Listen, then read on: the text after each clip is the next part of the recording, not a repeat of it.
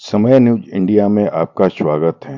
Bharatiya Janata party द्वारा रविवार को गढ़वा जिला और गढ़वा विधानसभा क्षेत्र के रंका उच्च विद्यालय के मैदान में आयोजित परिवर्तन सभा को संबोधित करते हुए उत्तर प्रदेश के उप मुख्यमंत्री केशव प्रसाद मौर्य, भाजपा के प्रदेश अध्यक्ष एवं पूर्व मुख्यमंत्री बाबूलाल मरांडी, पलामू सांसद विष्णुदयाल राम और पूर्व विधायक सत्येंद्र नाथ तिवारी ने हेमंत सरकार को झूठी, फरेबी, ठग, भ्रष्टाचारी, आदिवासी विरोधी, राज्य के लुटेरा और नौजवानों को छलने वाला बताते हुए जमकर प्रहार किया है।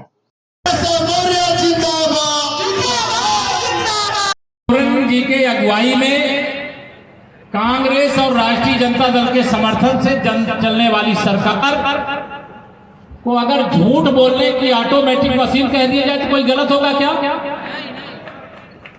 ये झूठी सरकार, फरेबी सरकार, जब गुंडागर्दी चरम सीमा पर बढ़ जाए, माफियाओं का प्रभुत्व कायम हो जाए, जमीनों पर कब्जा करने वालों के खिलाफ शिकायत करो तो शिकायत जिनके खिलाफ किया जाए उनके खिलाफ कार्रवाई करने की जगह शिकायत करने वालों के खिलाफ कार्रवाई की जाए।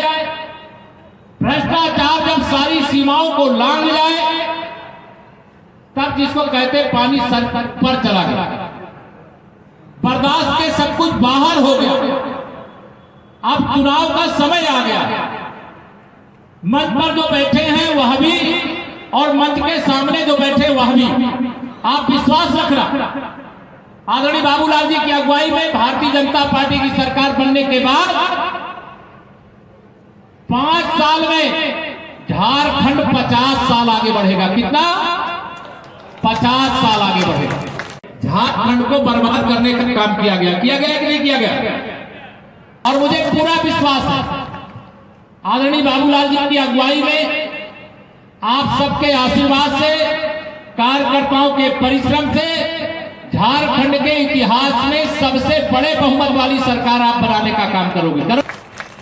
माननीय नरेंद्र मोदी जी जो एक गरीब माँ बाप के बेटे हैं, पिछड़े वर्ग के एक सामान्य परिवार में पैदा हुए, देश के प्रधानमंत्री बने, उन्होंने एक ही फैसला लिया कि जिन लोगों ने गरीबों को लूटा है मैं उनसे पाई पाई वसूल करके गरीबों की भलाई में लगा दूंगा। अब जब ये लुटेरों से जांच करके लूटा गया पैसा, गरीबों का लूटा गया भविष्य बरामद किया जाता है तो ये सारे बेईमान इकट्ठा हो जाते हैं। इन लोगों ने तो पूरा प्लान किया था कि 2024 में तीसरी बार मोदी सरकार न बनने दिया जाए, लेकिन मैं आपको प्रणाम करता हूं, धन्यवाद करता हूं। झारखंड सहित देश की जनता ने तीसरी बार माननीय नरेंद्र मोदी जी को भारत का प्रधानमंत्री बनाने का काम किया है। आपका अभिनंदन है, आपको वंदन। आप भ्रष्टाचार करने वाले बड़े घबराए हैं, उनके पास कोई मुद्दा नहीं है, मुद्दा विहीन है, वो देश विरोधी शक्तियों से भी हाथ मिला लेते हैं। अभी जम्मू कश्मीर से 370 जैसा अनुच्छेद आजादी के बाद जो देश में आतंकवाद का कारण बना, उसे हटाने का काम प्रधानमंत्री मोदी जी के नेतृत्व में संपन्न हो गया। आज जैसे आप झारखंड में तिरंगा फहरा सकते हैं, वैसे जम्मू कश्मीर के भी हर घर में तिरंगा फहराया जा रहा है। अब ये कांग्रेस वाले कह रहे हैं कि अगर हम सरकार में आएंगे तो फिर से जम्मू कश्मीर में एक देश में 2 निशान, मतलब 2 झंडे लगेंगे, एक भारत का तिरंगा, दूसरा जम्मू कश्मीर का लक्ष्य, 2 संविधान, 2 प्रधान बनाने का काम करेंगे। क्या ये बर्दाश्त करोगे? क्या आप दोनों हक का बताओ, बर्दाश्त करोगे क्या? जो घुसपैठियों को यहाँ लाने का काम किए हैं, बांग्लादेशी घुसपैठी झारखंड में आए कि नहीं आए? इन घुसपैठियों को लाने का काम किसने किया? कांग्रेस, जेएमएम और राष्ट्रीय जनता दल ने। लेकिन उनको निकाल बाहर करने का काम कौन करेगा? आदरणीय बाबूलाल जी की अगुवाई में भारतीय जनता पार्टी करेगी। और जब चुनाव होंगे तो आप एक मतदाता की तरह नहीं, झारखंड के एक जागरूक नागरिक की तरह एक वोट भारतीय जनता पार्टी के कमल के फूल पर पड़े, इसका संकल्प लेकर के यहां से जाइए।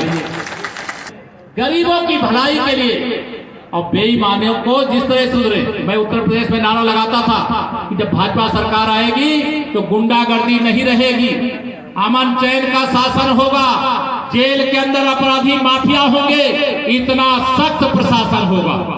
और मैं आपको विश्वास दिला सकता हूं कि जहां भाजपा का कमल खिलता है वहां पुलिस प्रशासन जनता के हित में काम करती है, गरीब के हित में काम करती है, किसान के हित में काम करती है, महिलाओं की सुरक्षा के लिए काम करती है।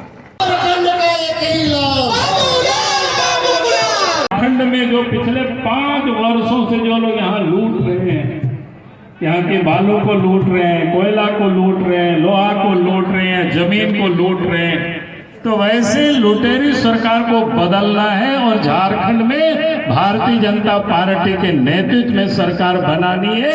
यही मैं कहने के लिए, यही निवेदन करने के लिए सिर्फ आपके बीच में मैं उपस्थित हूँ। आप सबसे कहूंगा कि आज आप देखें 5 वर्षों में हेमंत सोरेन की सरकार ने कुछ नहीं किया। हेमंत सोरेन सरकार का नेतृत्व कर रहे हैं कांग्रेस पार्टी, राष्ट्रीय जनता दल है। इन 5 वर्षों तक लोगों को धोखा दिया, ठगा लोगों को, इन्होंने कुछ काम नहीं किया। अब क्या कर रहा है? वोट लेने के लिए हेमंत सोरेन जी मां बहनों को ठग रही है और 1000 रुपया देना का प्रारंभ किया है, क्योंकि उनको पता है कि अक्टूबर के बाद नवंबर में चुनाव होना है, 1-2 महीना ही देना पड़ेगा, इसके बाद तो फिर से देना नहीं है। हमने तो हेमंत सोरेन को रांची में कहा कि भाई 1000 क्यों दे रहे हो? 2000 आपने जो कहा था कि प्रत्येक महीना 2000 चोला खर्च देंगे, तो 5 साल का जोड़ करके आप वो दे देते तो हम भी आपको माला पहना देंगे, लेकिन उन्होंने नहीं किया। उन्होंने क्या कहा था कि लड़कियों की जब शादी होगी तो उनको सोने का सिक्का देंगे। किसी एक भी कोई बच्ची को कोई शादी हुआ सोना की सिक्का कोई हेमंत सोरेन जी ने दिया क्या? याद करो, बताओ दिया क्या?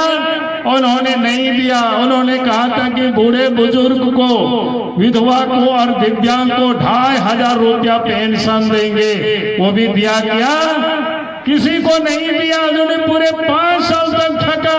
झारखंड के नौजवानों को भी क्या कहा था कि हमारी सरकार बनेगी तो 5 लाख लोगों को नौकरी देंगे, और अपने पिताजी का भी उन्होंने कसम खाया था। जब पिताजी की कसम को वो तोड़ दिया, उन्होंने कहा था हम शिबू सोरेन के बेटा हैं, 5 लाख नौकरी नहीं देंगे तो फिर हम राजनीति से संन्यास ले लेंगे। अब तो 5 साल हो गया, किसी को नहीं दिया। तो वैसे ही झारखंड में सरकार बनने के बाद यहाँ के गरीबों को भी, माँ बहनों को भी सम्मान मिलेगा। यही मैं आज आप सबसे विश्वास दिला रहा हूँ। नौजवानों को भी मैं विश्वास दिलाता हूँ। जिस प्रकार से यूपीएससी का एग्जाम समय सीमा पर होता है, रिजल्ट भी होता है और नौकरी में भी लोग ज्वाइन करते हैं, वैसे ही झारखंड में बीजेपी की सरकार बनेगी तो उसका भी कैलेंडर बन जाएगा, ताकि कोई भी नौजवानों को इधर से उधर भटकना नहीं पड़ेगा। हम यही आप सबसे कह रहे हैं। और अभी आपको बता रहे थे सत्येंद्र जी किस प्रकार से गरीबों को जो जमीन जोत खोर कर रहे हैं, लेकिन वो जमीन भी बड़े लोगों के हाथों बंदोबस्त हो गया है, उस सब को भी दुरुस्त किया जाएगा। और हम चाहेंगे गरीबों को उसका पट्टा मिले। सरकार बनते ही हम सब लोग इस काम को पूरा करेंगे।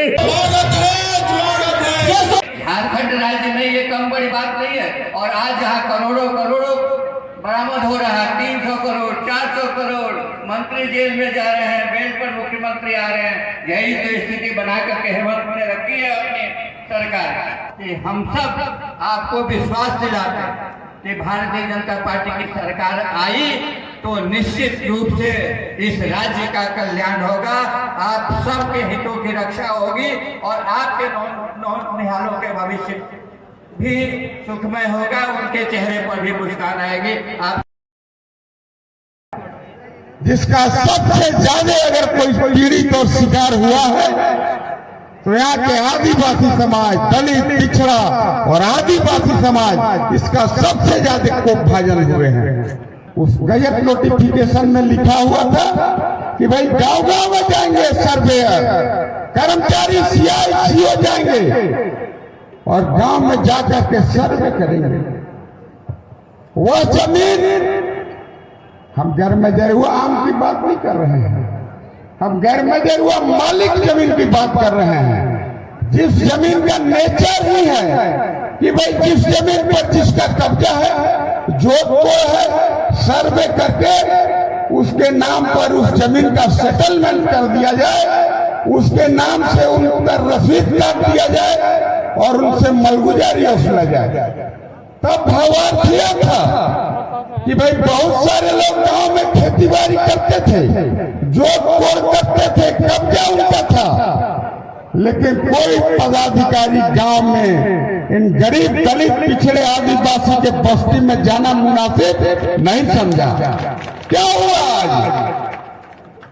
बड़े बड़े राजा और जमींदार 10-10 हजार एकड़ के माल बनवा लिए। ये आदिवासी बहुल प्रखंड है। 95% आदिवासी जिनके जोत कोड़ में तो जमीन है, लेकिन बेचारे भयभीत हैं। इसलिए भयभीत हैं, बहुत लोगों का रसीद नहीं कटा और कुछ लोग अगर रसीद कटा भी लिए, बेचारे का जमीन ऑनलाइन नहीं होता है। आज भी रजिस्टर 2 में आप देखेंगे उन्हीं राजा और जमींदार और दबंगों के नाम पर आज भी उसका कागज है। आपके जमीन का हम नोटेशन करेंगे, जमीन का माल बांध करके रसीद भर नहीं काटेंगे, उस जमीन को नेट पर चढ़ाने का काम करेंगे, ऑनलाइन कराने का काम करेंगे। आज 5 साल में 3 महीना बाकी है। ये सरकार के फेलियर को समझिए। और ये समय तो आश्चर्य इस बात की होती है, ये हेमंत सोरेन किस मुंह से बोलता है जो हम भी आदिवासी के हिमायती हैं। सर, आपकी सरकार निश्चित बनेगी, परिवर्तन अवश्यंभावी है। लोग तो इतने उतावले हैं कि कैसे जल्दी से जल्द परिवर्तन हो जाए।